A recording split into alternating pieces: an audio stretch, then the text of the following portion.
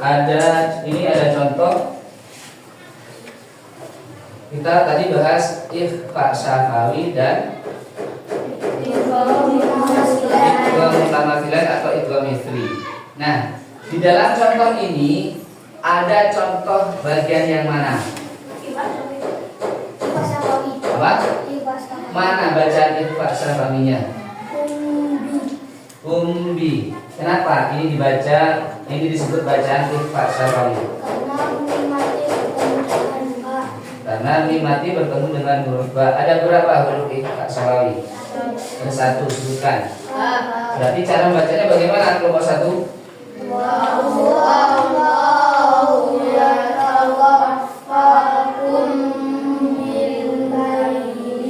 Ulang yang keras suaranya. 1, 2, 3.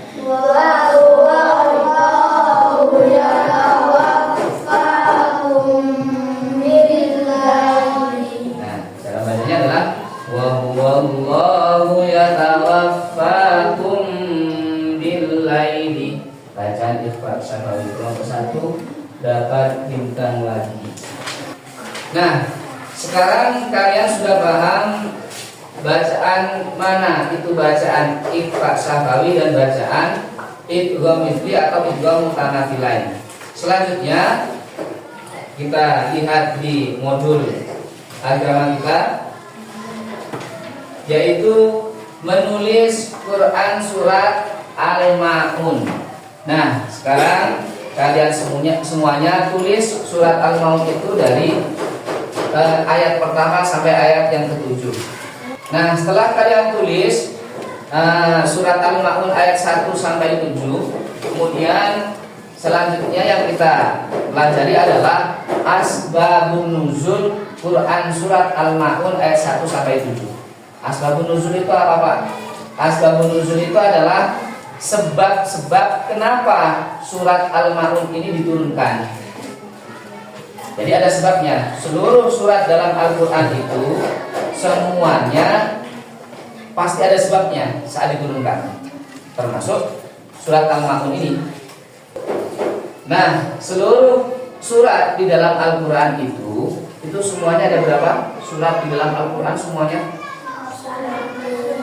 Ada berapa surat di dalam Al-Quran? Seluruhnya juz 1 sampai juz 30.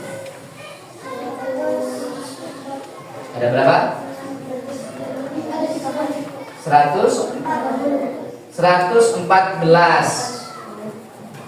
Ada 100 berapa? 14. Kalau ayatnya satu Al-Quran itu ada berapa ayat? 6.666. Ada 6.666 ayat di dalam Al-Quran. Suratnya ada berapa tadi? Ada berapa kalau tidak? 114. Sebab turunnya ayat atau surat ini biasanya berkaitan dengan kejadian yang dialami oleh Nabi Muhammad dalam menghadapi kaumnya ataupun kejadian yang ditemui Nabi dalam kehidupan sehari-hari. Contoh surat Al-Ma'un ini ayat 1 sampai 3. Pertama kali turun ayat 1 sampai 3. Gak langsung semuanya surat Al-Ma'un itu turun begitu, tidak. Tapi bertahap. Pertama turun ayat 1 sampai 3 dulu. Ada sebabnya. Nah, ini menyebutkan bahwa ada orang yang identitasnya diperselisihkan oleh perawi, yaitu Abu Sufyan, Abu Jahal, Al-As ibnu Walid, atau orang lain yang setiap minggu menyembelih seekor unta.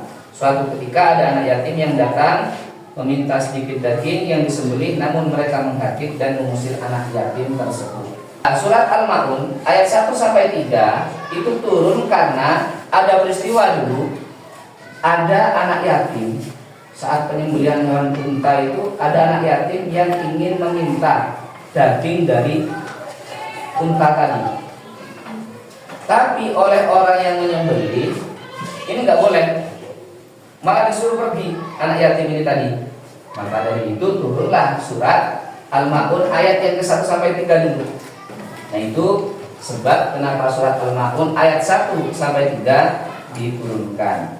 Kemudian selanjutnya yaitu surat Al-Ma'un ayat yang keempat sampai ketujuh. Berarti 2 tahap surat Al-Ma'un ini diturunkan. Yang pertama, ayat yang pertama sampai ketiga. Kemudian tahap yang kedua turunnya ayat yang keempat sampai terakhir atau sampai yang ketujuh. Nah, kemudian di sini dalam riwayat lain diceritakan dari Ibnu Abbas bahwa pada masa Rasulullah ada sekelompok orang munafik yang rajin mengerjakan ibadah sholat, namun sholatnya tidak diniatkan karena Allah, melainkan karena ingin dilihat dan dipuji orang lain. Makanya surat Al-Ma'un ayat yang keempat sampai 7 ini turun. Nah, kalau kita lihat, kalian bisa lihat di modul agamanya masing-masing dalam surat Al-Ma'un.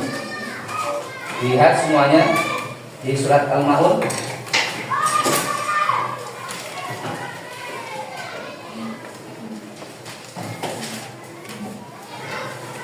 Dalam surat Al-Ma'un itu kita lihat ayat 1 sampai 3. Itu memang berkaitan dengan anak yatim. Ara'aital ladzi yukadzibu biddin. Tahukah kalian orang yang mendustakan agama itu? Terus kemudian ayat yang kedua, fadzalikal ladzi yad'ul yatim. Mereka itu adalah orang-orang yang menghardik anak yatim. Baru ayat yang ketiga yaitu wala yahuddu ala ta'amil miskin, dan tidak mendorong memberi makan orang miskin. Ini berkaitan dengan yatim dan orang miskin. Nah, makanya ada kejadian tadi, ada anak yatim minta daging tadi, kemudian suruh pergi. Turunlah ayat 1 sampai 3. Kemudian ayat 4 sampai 7 ini karena ada orang yang melaksanakan sholat ingin dipuji. Kalau kita lihat dari ayatnya, ayat yang keempat, fawailul lil musallin. Celakalah orang yang sholat. Orang sholat itu celaka ternyata. Jadi gak selamanya orang yang sholat itu masuk surga, tidak. Kalau niatnya salah. Tapi kalau niatnya benar, ya insya Allah akan masuk surga. Ayat yang keempat, fawailul musallin, celakalah orang yang sholat. Alladzina hum an sholatihim sahun, yaitu orang-orang yang lalai terhadap sholatnya. Siapa orang-orang yang lalai terhadap sholat ini? Yaitu orang-orang yang menyepelekan sholat.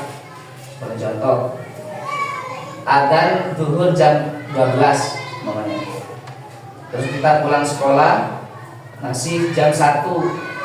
Oh, masih jam 1, nanti saja sholatnya. Kemudian mulai masuk ke jam setengah 2. Terus kemudian kita lihat jam, oh masih jam setengah 2. Nanti saja kalau jam 2. Saat jam 2 dilihat di jam dinding rumah kita, kemudian loh, sudah masuk jam 2.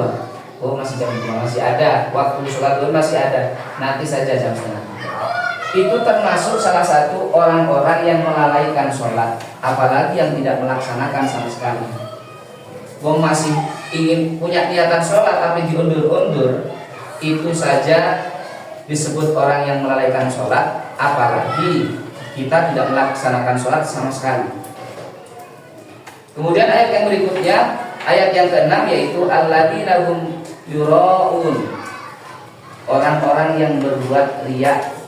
Artinya orang-orang yang lalai ini adalah bisa diartikan sebagai orang-orang yang berbuat riya. Kemudian yang terakhir, wa yamna'un, dan kemudian dan enggan menolong dengan barang yang berguna. Jadi artinya surat Al-Ma'un itu adalah barang yang berguna. Dan dari penjelasan saya ini tadi, ada yang ingin tanyakan? Ada yang masih belum paham? Sudah paham?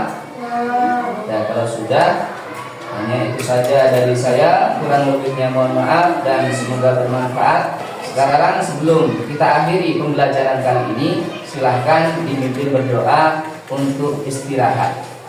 Silakan.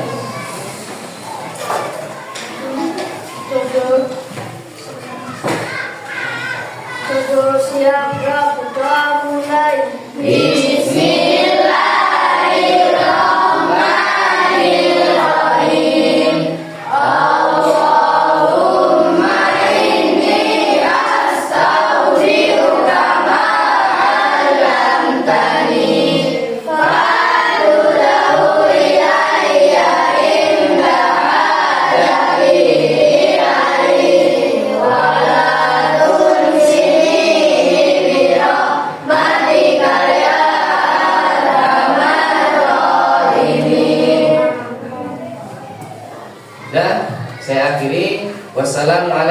warahmatullahi wabarakatuh. Waalaikumsalam.